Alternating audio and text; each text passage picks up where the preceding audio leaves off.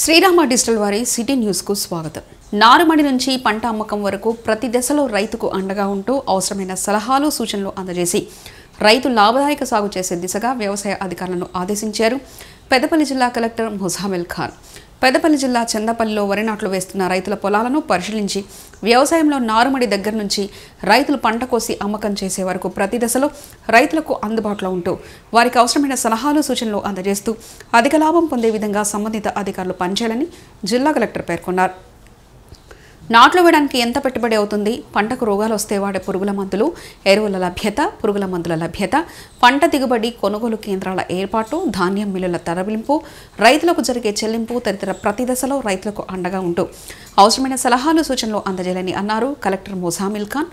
నూతన సాగు పద్ధతులను రైతులకు వివరిస్తూ తక్కువ పెట్టుబడితో అధిక లాభం వచ్చే విధంగా సూచనలు చేయాలని కలెక్టర్ అధికారులకు సూచించారు.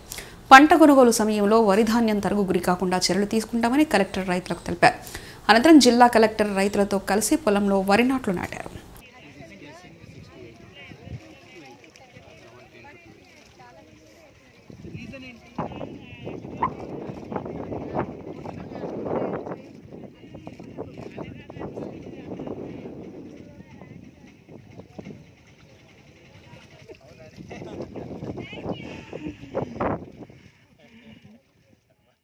నియోజకవర్గ ప్రజలంతా పాడి పంటలతో సుఖ సంతోషాలతో ఉండాలని మల్లికార్జున స్వామిని వేడుకున్నారు పెద్దపల్లి ఎమ్మెల్యే చింతకుంట విజయరమణరావు. పెద్దపల్లి జిల్లా ఎలిగేడు మండలం లాలాపల్లిలో మల్లికార్జున స్వామి బ్రహ్మోత్సవాలలో భాగంగా చివరి రోజున ఎమ్మెల్యే విజయరమణరావు హాజరై ఆలయంలో ప్రత్యేక పూజలు చేశారు. ఒగ్గు పూజారులు ఆలయంలో నాగవెల్లి పట్నం వేసి స్వామివారి కళ్యాణాన్ని నిర్వహించారు. అనంతరం ఆలయంలో అగ్నిగుండాలపై నడిచారు భక్తులు. ఏడాదికోసారి జరిగే ఈ బ్రహ్మోత్సవాలకు పరిసర గ్రామాల ప్రజలు పెద్ద ఎత్తున హాజరై స్వామివారికి బోనం వండి నైవేద్యం సమర్పించి మొక్కులు సమర్పించుకున్నారు.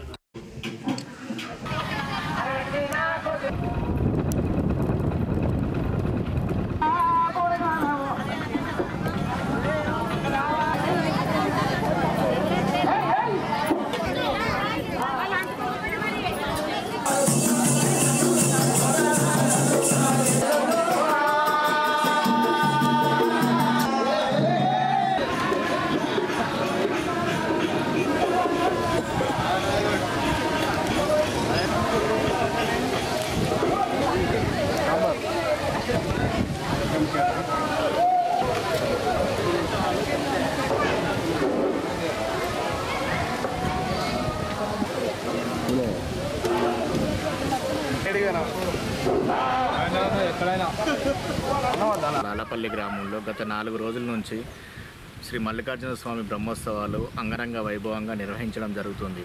అందులో భాగంగానే ఈరోజు చివరి రోజు నాగవెల్లి పట్నము అగ్నిగుండాల కార్యక్రమం నిర్వహించడం జరుగుతుంది. దీనికి భక్తులు అధిక సంఖ్యలో పెద్దపల్లి జిల్లా వ్యాప్తంగా హాజరు కావడం వారి యొక్క కోరిన కోరికలు తీర్చడం కొరకు ఇక్కడ రావడం జరుగుతుంది. ఇక్కడ భక్తులకు కావాల్సిన అన్ని రకాల ఏర్పాట్లను ఆలయ కమిటీ ద్వారా చేయడము జరిగింది. దీనికి గాను ఈరోజు పెద్దపల్లి ఎమ్మెల్యే చింతకుంట విజయరమణారావు గారు హాజరై గుడి అభివృద్ధికి సహకరిస్తానని చెప్పడం జరిగింది. బ్యాంకులో ఉన్న డబ్బులు కస్టమర్లకు తెలియకుండా ఖాతా నుండి ఖాళీ కావడంతో తీవ్ర ఆందోళన చెందుతున్నారు ఖాతాదారులు. పెద్దపల్లి జిల్లా సుల్తానాబాద్లోని యాదవ్ నగర్కు చెందిన బండరాజు అనే వ్యక్తి సుల్తానాబాద్లోని ఎస్బీఐ బ్యాంకులో ధాన్యం అమ్మిన డబ్బులు తన ఖాతాలో దాచుకున్నాడు.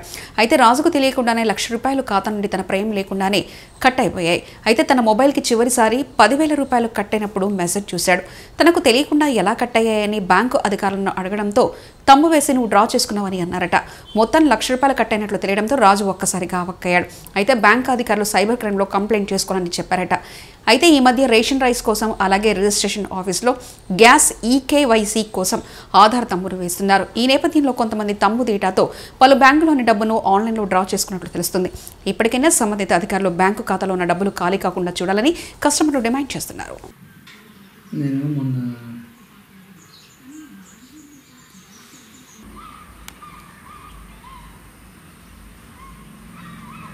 14వ తారీఖు నాడు నా అకౌంట్లోకి వెళ్ళి 10,000 తీసినట్టు నాకు మెసేజ్ వచ్చింది. నేను తీయకుండా కూడా నాకు సెల్లుకు మెసేజ్ వచ్చింది. నేను వెంటనే అప్రమత్తమై ఈరోజు బ్యాంక్ మేనేజర్ గారిని సంప్రదించగా నీ అకౌంట్లో డబ్బులు లేవు, ₹1,00,000 ఆధార్ కార్డును తంబేసి తీసుకోవడం జరిగిందని చెప్పిండు. నా ప్రమేయం లేకుండా నీ ఆధార్ కార్డు పెట్టకుండా తంబేయకుండా నా అకౌంట్ నుంచి వెళ్ళి దాదాపు ఈ స్టేట్మెంట్ చూస్తే డిసెంబర్ 25 తారీఖు నుంచి వెళ్ళి రోజు 10,000 ఆధార్ కార్డు తంబేసుకుంటా గుర్తు తెలియని వ్యక్తులు నా అకౌంట్ నుంచి వెళ్ళి డ్రా చేయడం జరిగింది. బ్యాంకులో పెట్టుకున్న డబ్బుకే మనకు భరోసా లేకపోతే ఇక బ్యాంకులో నమ్మడం దేనికి? ఎవరు తీస్తారో నా ప్రమేయం లేకుండా, నా ఆధార్ కార్డు లేకుండా, నా తంబేయకుండా, ఓటీపీ రాకుండా కూడా డబ్బులు తీస్తే ఈ బ్యాంకు వాళ్ళ సెక్యూరిటీ మనకి ఏ విధంగా ఉంటుంది? ఇవి ఇప్పటివరకున్న అప్డేట్స్. మరో బులెటిన్లో మళ్ళీ కలుసుకుందాం. నమస్కారం.